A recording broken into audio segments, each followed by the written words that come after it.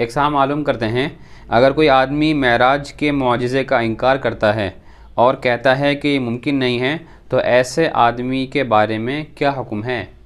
بسم اللہ الرحمن الرحیم۔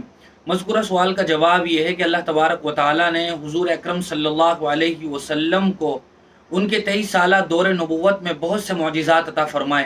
قرآن مجید یہ ایک بہت بڑا معجزہ ہے۔ اسی طرح آپ کے ہاتھوں میں کنکر کا کلمہ پڑھنا اور چاند کے 2 ٹکڑے ہو جانا، اس کے علاوہ بہت سے معجزات ہیں جو ہم سنتے رہتے ہیں۔ آپ کی زندگی کا ایک بہت ہی بڑا معجزہ وہ سفر معراج ہے۔ یاد رکھنا چاہیے کہ معراج کے واقعے کے 2 حصے ہیں۔ ایک حصہ تو حضور اکرم صلی اللہ علیہ وسلم کا مکۃ المکرمہ سے مسجد اقصی تک کا سفر ہے، جس کا تذکرہ اللہ تبارک و تعالی نے 15ویں پارے میں سورہ اسراء کی پہلی آیت میں کیا ہے۔ سبحان الذی اسری بعبدہ لیلا من المسجد الحرام الی المسجد الاقصی۔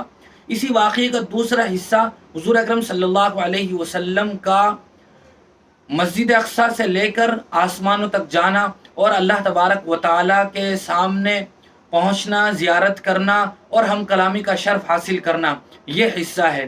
پہلا حصہ یعنی مکہ سے لے کر مسجد اقصی تک کا سفر، یہ قرآن مجید کی آیات سے ثابت ہے۔ لہذا اگر کوئی آدمی اس اتنے حصے کا انکار کر دے گا، یعنی مکہ سے بیت المقدس مسجد اقصی تک کے سفر کا اگر کوئی آدمی انکار کر دے تو وہ آدمی گویا قرآن مجید کا انکار کر رہا ہے، اور جو آدمی قرآن مجید کا انکار کرے وہ کافر ہو جاتا ہے۔ لہذا اتنے حصے کے سفر کا انکار کرنے والا وہ کافر ہے۔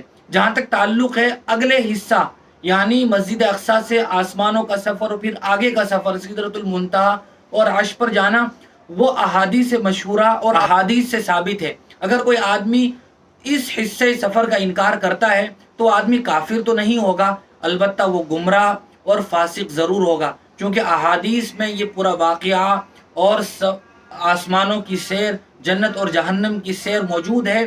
اگر کوئی آدمی اس کا انکار کرے گا تو وہ گمراہ ہوگا اور فاسق کہلائے گا۔ یہ اس جواب کی تفصیل ہے۔ بہت بہت شکریہ مفتی صاحب آپ کا۔ اسی طرح کی شرعی مسائل کی جانکاری کے لیے آپ ہمارے دار ارقم یوٹیوب چینل کو سبسکرائب کریں، لائک کریں اور صدقہ جاریہ کی نیت سے اس کو شیئر بھی کریں۔ جزاک اللہ۔